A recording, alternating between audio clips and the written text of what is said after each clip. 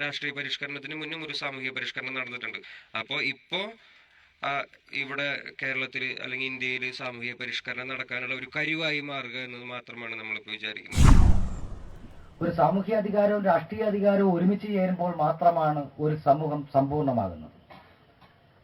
ഇത് കേരളത്തിലോ അല്ലെങ്കിൽ ഇന്ത്യയിലോ ഇതുവരെയായിട്ടും ആ ഒരു തലത്തിലേക്ക് ആരും വ്യാഖ്യാനിക്കുകയോ അതല്ലെങ്കിൽ ആ രീതിയിലേക്ക് മനസ്സിലാക്കുകയോ ചെയ്തിട്ടില്ല. ഉദാഹരണമായിട്ട് ഇപ്പോഴ് ലോകരാജ്യങ്ങളെല്ലാം തന്നെ നോക്കുമ്പോൾ ആ രാജ്യത്ത് മതപരമായിട്ടും സ്വാധീനം ജനങ്ങളെ ചെലുത്തുന്നുണ്ട്, രാഷ്ട്രീയപരമായിട്ടും സ്വാധീനം ചെലുത്തുന്നുണ്ട്. ഒരു ജനസമൂഹത്തിന്റെ സാംസ്കാരിക അടിത്തറ എന്ന് പറഞ്ഞു കഴിഞ്ഞാൽ അവരുടെ പൂർവികർ അനുശീലിച്ചു വന്നിരിക്കുന്ന ആചാര അനുഷ്ഠാനം, ആത്മീയതയും കലയും സാഹിത്യവും ഉൾപ്പെടെ വേഷവും ഭക്ഷണക്രമം അടക്കമുള്ളത് ഒരുമിച്ച് ചേർക്കുമ്പോഴാണ് ആ ജനത ഒരു സാംസ്കാരിക ജനതയായി മാറ്റപ്പെടുന്നത്. എന്നാൽ രാഷ്ട്രീയ അധികാരം എന്ന് പറയപ്പെടുന്ന അങ്ങനെയല്ല.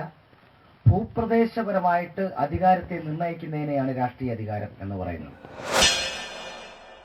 പഠനം കൊണ്ട് പോരാടാൻ ഞങ്ങൾ കൊണ്ടേ ഒരു തത്വം, ഒന്നായി മാറി ഇവിടം വാഴാൻ ഞങ്ങൾ കൊണ്ടൊരു പുതുതത്വം. പഠനം കൊണ്ട് പോരാടാൻ ഞങ്ങൾ കൊണ്ടേ ഒരു തത്വം, ഒന്നായി മാറി ഇവിടം വാഴാൻ ഞങ്ങൾ കൊണ്ടൊരു പുതുതത്വം. കാതോർക്കുക, മനസ്സിലേക്കുക, നമ്മിൽ ജനിക്കും മക്കളെ ഓർക്കുക.